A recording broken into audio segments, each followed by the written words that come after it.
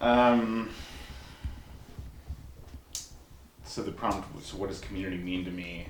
Um, so, uh, so one of the big themes for the last while in conversations I've been having with people in different areas of community building and organizing is trauma and the effects of trauma, particularly on people's ability to participate in community. And in reflecting about trauma and to the extent to which it seems like in the world today, no one is free of trauma to some degree or another of some kind or another, and that a lot what it boils down to, in my perception, is around is around disconnection, and sort of trauma as being about disconnection and about the perpetuation of disconnection. And I heard a thing from somebody last year that were saying this idea that there is individual human nature is just a complete fallacy. That we became the species that we are from species that were already in groups. So we became human in groups. So being in groups is fundamental human nature. There is no human nature outside of being part of groups. So that's been really sticking with me, and that with that, one of the things that I've been playing with in my head and talking to someone about is sort of the sort of repurposing of other stories, and I've been thinking about the story of the Garden of Eden and the story of original sin, and the idea of, well, what if the story of original sin is actually the story of original trauma, and that's so that original, and what was that original traumatizing event that had us feel a sense of disconnection that we then perpetuated into the modern world as it exists today.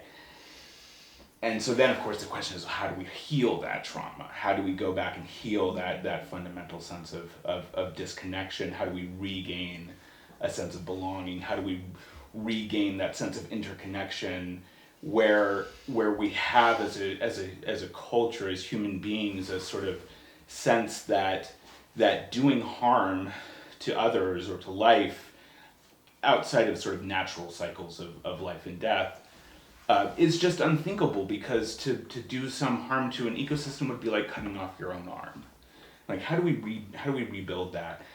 And so that's what community means, and this idea that intentional communities are a place where we are trying to relearn that and trying to heal that trauma on some basic level. And also sort of trying to come.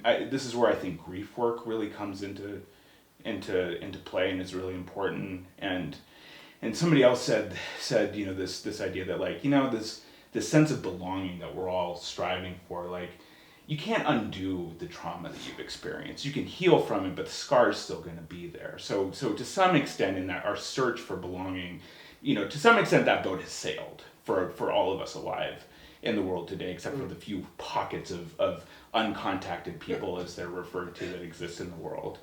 But that doesn't mean that we can't do some healing work, and hopefully then the next generation has a chance to start from a somewhat better place and take the next step in that healing journey.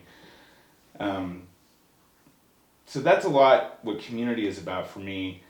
Some of my earliest memories were from a visit back to Twin Oaks that we did when I was 4 years old, and those were magical memories and stuck with me. And I was very much raised, not in community, but by parents who were from community, raised as an environmentalist, raised as a feminist, raised with egalitarianism.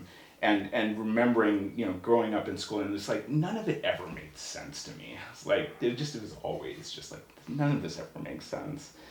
And that I very much feel, one of the things that in my adulthood, I've come to recognize is that what I feel like my parents, particularly my dad, taught me was that I am a global citizen, and I have a responsibility as a global citizen to try and help make the world a better place.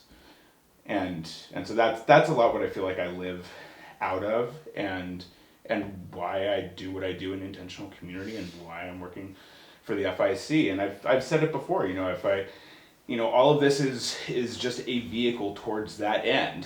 And if at any point I felt really compelled that there was some other vehicle that made more sense for me to be on to that end, I would go do that. And then earlier in my life, I strongly considered environmental direct action. Like I hung out with Earth First for a little while, and like strongly considered that path, but decided intentional community and sort of building alternatives and that sort of thing was more the direction I wanted to go.